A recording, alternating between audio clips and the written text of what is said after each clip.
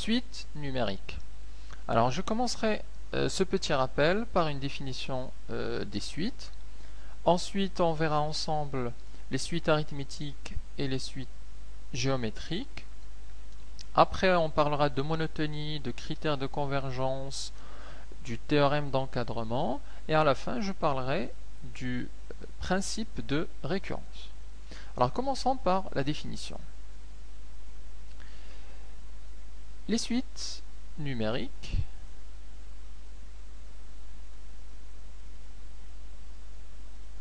sont des fonctions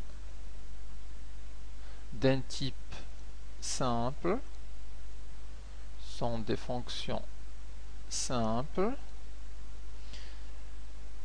définies. Qu'est-ce qui les rend aussi simples? C'est que elles sont définies de l'ensemble n vers l'ensemble R. On a vu des exemples de fonctions, on a parlé des généralités sur les fonctions. On écrirait f de x égale à par exemple 2x carré plus 5. Alors pour les suites numériques, on a simplifié en fait cette écriture puisqu'on part de n et au lieu d'écrire u de n égale à 5n carré plus 7 par exemple, on écrit simplement u indice n égale à 5n au carré plus 7. Donc pour calculer u10, on remplace le n par 10 et on calcule 5 fois 10 au carré plus 7, etc. Donc ça c'est la première. Donc, on n'écrit pas ça, u de n, mais plutôt u indice n. Alors quelques exemples.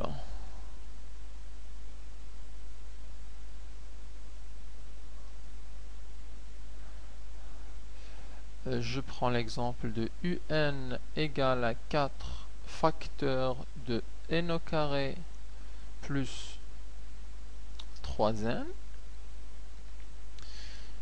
Et je prendrai un deuxième exemple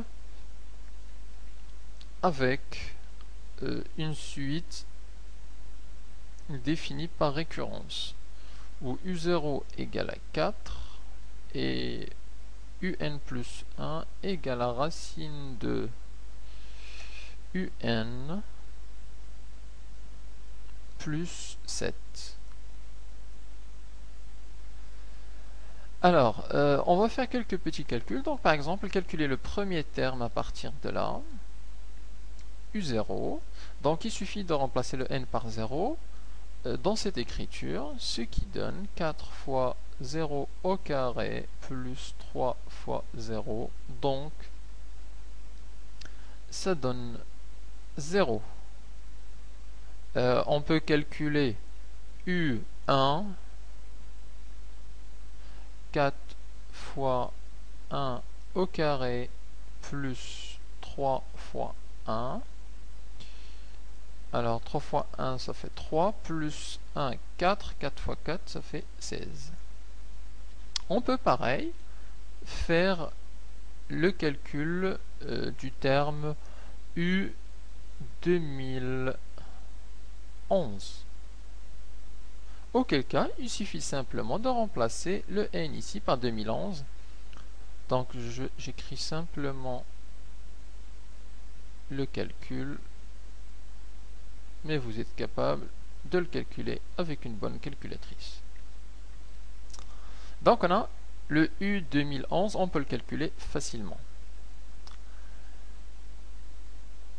Regardons maintenant la deuxième suite. Alors cette suite-là, elle est définie par récurrence, c'est-à-dire que un plus 1 est écrit en fonction de un. On nous a donné u0 égale à 4. On peut donc calculer par exemple u1. J'ai noté, là j'ai calculé ça, ça et ça. Donc ici, je vais calculer u1. Donc pour calculer U1, je dois utiliser cette égalité de récurrence. Et en l'occurrence, il faut que je prenne ici n égale 0. Pour avoir, c'est U indice 0 plus 1 qui est égal à U1. Et on remplace ici le n par 0. Comme on a fait ici, n par 0. Ici aussi, on doit remplacer par 0. Donc U0 plus 7. Alors U0 c'est 4, donc racine de 4 plus 7, ça fait racine de 4, 2, 2 plus 7, ça fait 9. On peut calculer U2, donc de la même manière, auquel cas on va remplacer n par 1. Donc de façon à avoir indice de 1 plus 1, ça donne 2. Donc 1 plus 1, et ça donne la racine, donc n remplacé par 1, ça donne U1 plus 7. Et la racine de U1, U1 c'est égal à 9. On va mettre racine de 9, ça fait 3, 3 plus 7, ça fait 10. Donc on voit bien que pour calculer U2, on a eu besoin de U1. Donc si on n'avait pas calculé U1, on ne pouvait pas accéder directement à U2.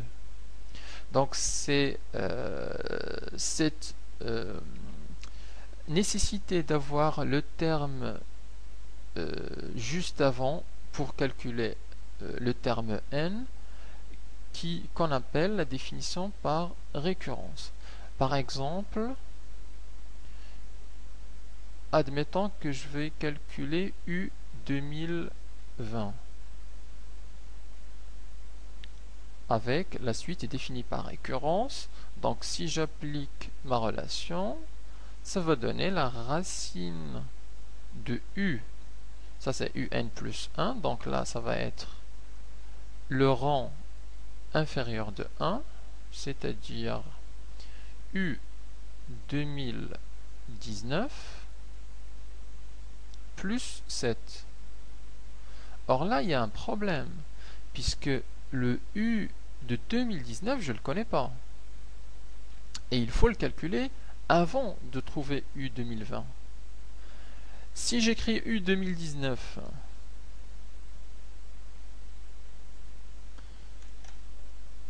c'est la même relation de récurrence. Ça va nous donner U de racine de U 2018 plus 7. Et pareil. Donc là aussi, on n'a pas le 2018. Et on se retrouve avec le serpent qui se mord la queue. Et il faut calculer U 2018 qui nous renvoie à U 2017, U 2016, 15. Et il faut descendre comme ça, en fait, jusqu'à U1. Et repartir U0, U1, U2, U3, U4, U5, U6, U7, U10, U100, U1000, U2000, U2017, U2018. Ça nous permet de calculer le U2009, 2019. Et c'est enfin, et à partir de ce terme-là, qu'on peut calculer U2020. Et donc c'est là où on voit qu'il y a quelques difficultés.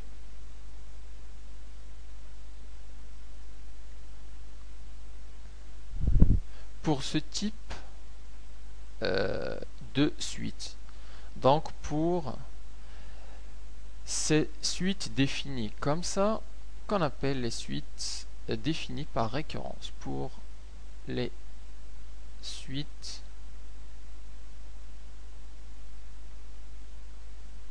définies par récurrence.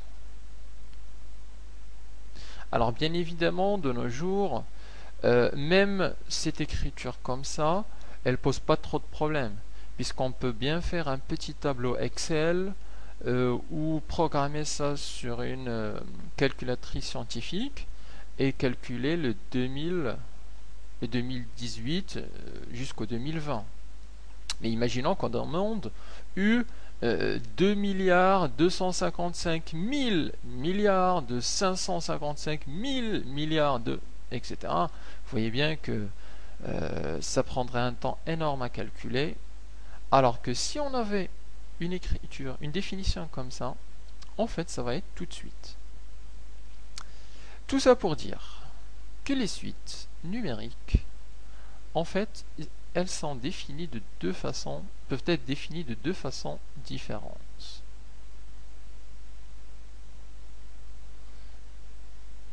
Et il faut bien séparer ces deux cas dans l'esprit de chacun.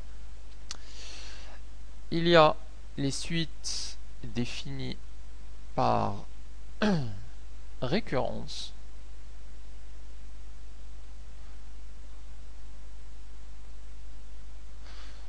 définies par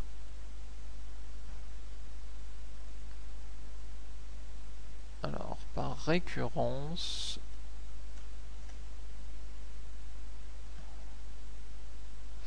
et il y a les suites définies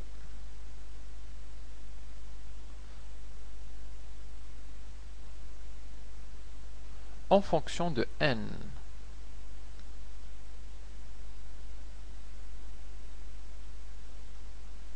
Que j'appellerai aussi définies par fonction, soit en fonction de n ou par une fonction.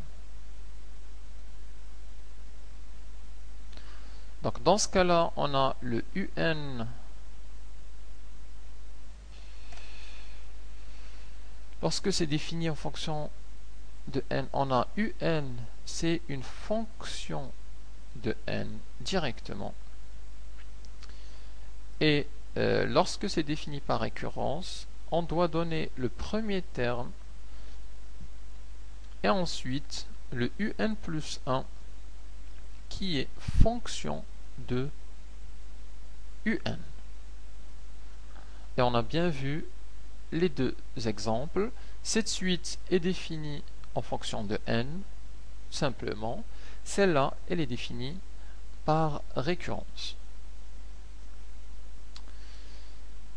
Alors, une fois qu'on a bien compris cette distinction, on peut passer à des suites basiques qui sont les suites arithmétiques et les suites géométriques. Alors, on va commencer par les suites arithmétiques.